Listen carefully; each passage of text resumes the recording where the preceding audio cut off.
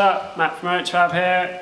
In this video I'm going to be starting the Mini for the first time, and I'm just running through the setup of my AIM PDM.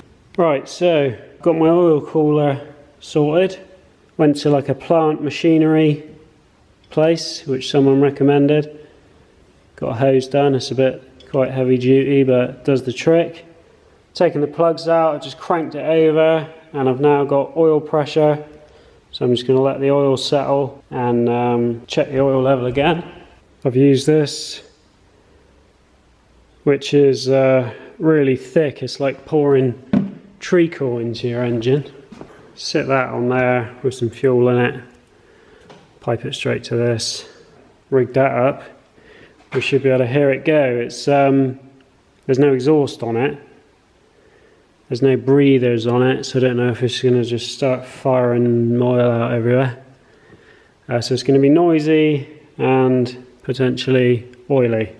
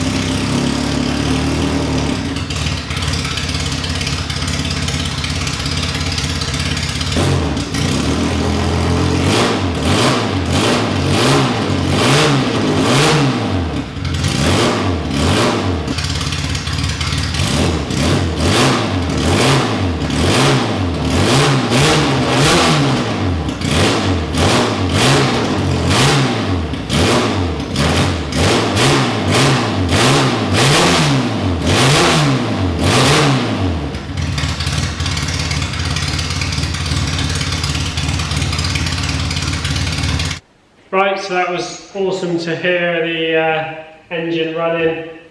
It sounds really snappy when you rev it up. It's really free revving and sounds like a race engine should.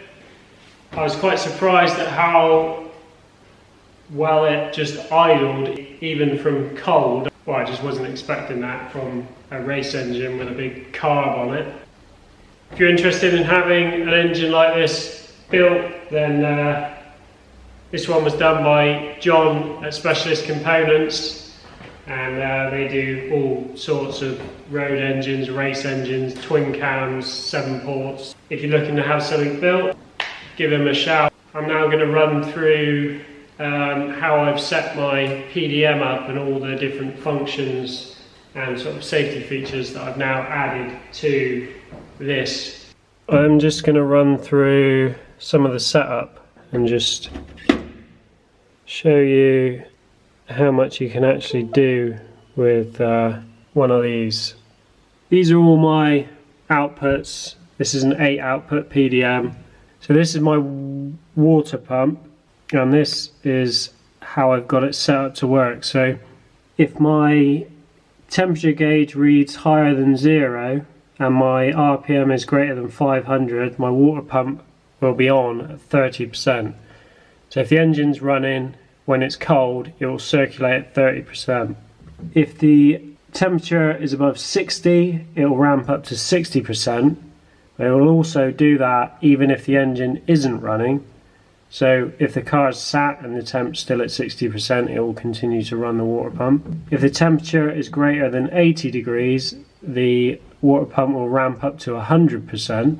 And then at the top, I also have an override button, because all this is obviously working off the temperature sensor. If something was to ever go wrong, or I just want to run the water pump, I can press my water pump button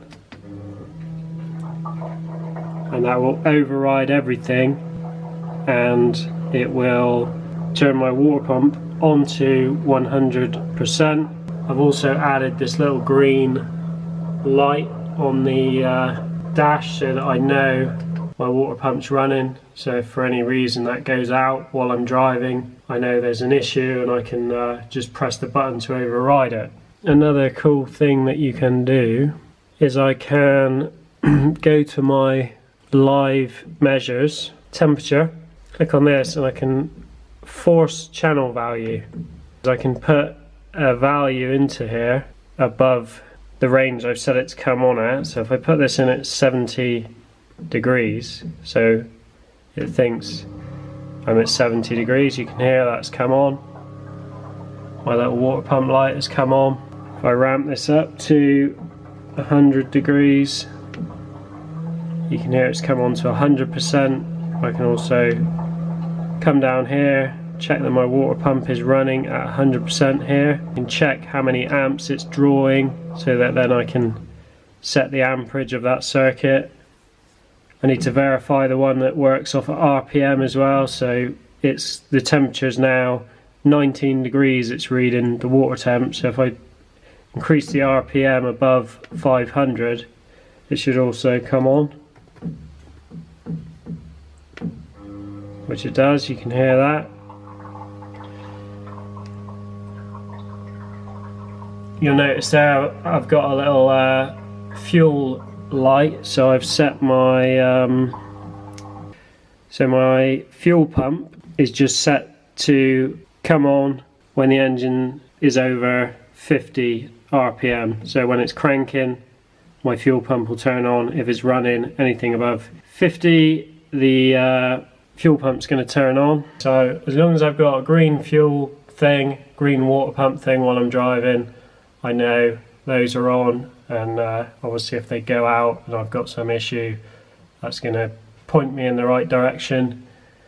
This is my low oil pressure warning. I have my different alarms. I've got one for water temp, one for oil temp, one for low voltage. For my oil pressure, I've also added in all these flashing LEDs just so that it's really in your face. If I've got low oil pressure, this is going to catch my eye.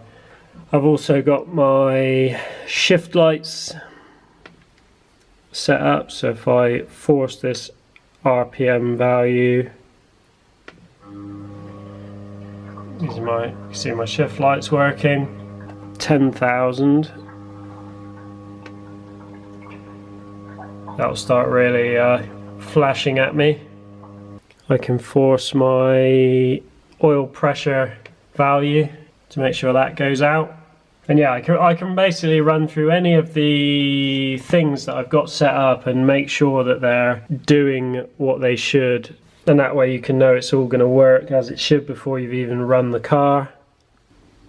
So yeah, just wanted to show how much this thing can do. Initially I always thought PDM was just a you know, an alternative to a fuse board, but with this system, with the login, the lap timing, and how configurable everything is, you know, you really can do a lot with this.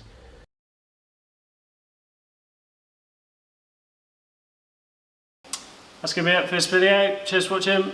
See you on the next one.